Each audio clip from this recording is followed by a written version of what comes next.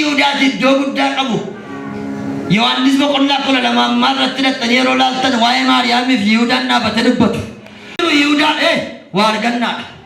Yihudaan jedhama jedhamu korojoo waan baatu battuu waan ta'e malee gooftaaf yaadeen kana hiyyeessotaaf yaadee miti jedha. Kanaaf dhumarratti akka ta'e isa keessa isaa jiru sanaan mo'ame. Gooftaan isaaf jedhee gara biyya lafaa dhufe iyyuu gurguree horii isaa kaachuuf jedhe.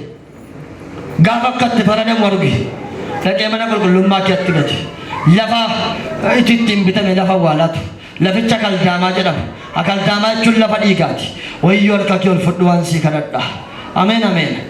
Waaqayyo bara gadhee kana keenuma keen balleesse.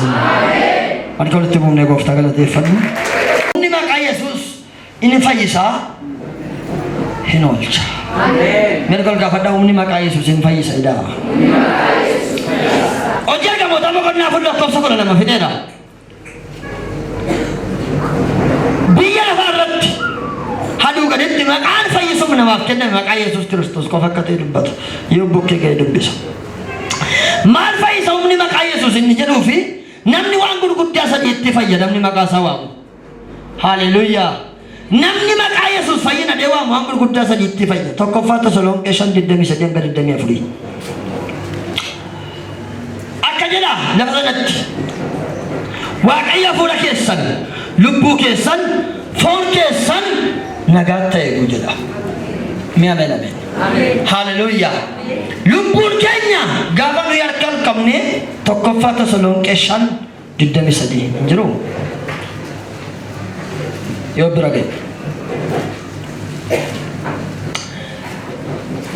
Gaafa harka keenya qabne gooftaa Yesuusin fayyisaa lubbuu keenyaa godhannee fudhannu fayya. Maal keenya? Lubbuun keenya. Waaqayyo inni nagaa namaaf kennu. Waaqayyo inni nagaa namaaf kennu. Guutummaatti ofii isaatiif isin haa qulqulleessu. Guutummaatti ofii isaatiif isin haa qulqulleessu. Yeroo dhufa gooftaa keenya Yesuus Kiristoositti. Yeroo dhufa gooftaa keenya Yesuus Kiristoositti. Hafuura keessan. Hafuura keessan. Lubbuu keessan. Lubbuu keessan. Foon keessanis. Foon keessanis. Fayyaatti mudaa akka hin godhannetti. Fayyaatti mudaa akka hin godhannetti. Haa eebu. Mi'a meenan. Hafuura keessan, lubbuu keessan, foon keessan. Lubbuun keenya yeroo gooftaatti amanne harka ol kaafne fayyiti. Hafuurri keenya immoo yeroo sagalee Waaqayyo dhageessu fayyiti.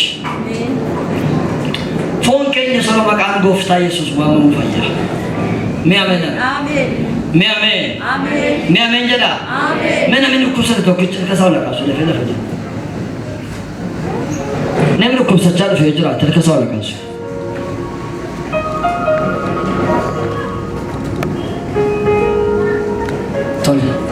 Namni dhukkubsachaa dhufe sirri mana isaati. Obboleettii misila fayyite mana jiru. Tole waa meeraadha. Yesuus gooftaa. Fayya kana sana argannaa jechuudha. Guutu fayya guutuu kan namaa kennu maqaa Yesuus. Mana qorichaa jedhanne kalee keenya ammaa fi waraannanne nutti fayyumnatu. Maqaan Yesuus garuu fayyina guutuu qaba. Foon keenya, lubbuun keenya, hafuurri keenya karaa maqaa isaa fayyaa. Haleluuyaa. Waaqayyo ayyaana nuuf haa laatu. Akka keenya nutti buufne gooftaa galateeffannaa. Ameen. Kana eebbisu. Haleluuyaa.